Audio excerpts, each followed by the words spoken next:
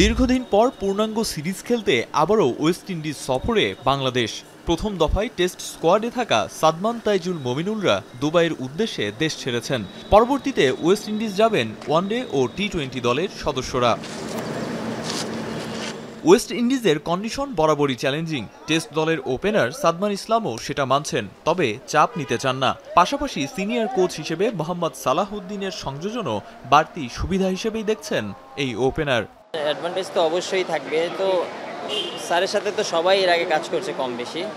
তো এখন যদি কারো প্রবলেম ফেস করি বা নিজেদের যদি কিছু লাগে তো অবশ্যই তার থেকে হেল্প নেব, এটা ট্রাই করবো। যাবো তো জয়ের জন্যই, চেষ্টা থাকবে ভালো খেলার, ইচ্ছা আছে ইনশাল্লাহ ভালো রেজাল্ট নিয়ে এসে ফিরে। চ্যালেঞ্জ তো সব জায়গাতেই ফেস করতে হয়, এটা তো নর্মালি আপনার এটাকে যদি বেশি না হয় তাহলে তো আর প্রেশারই।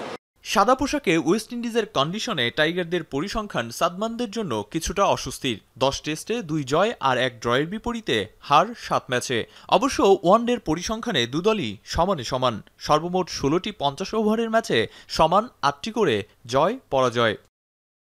তবে টি-20তে ক্যারিবীয় কন্ডিশনে জয় এখনও অধরা টাইগারদের।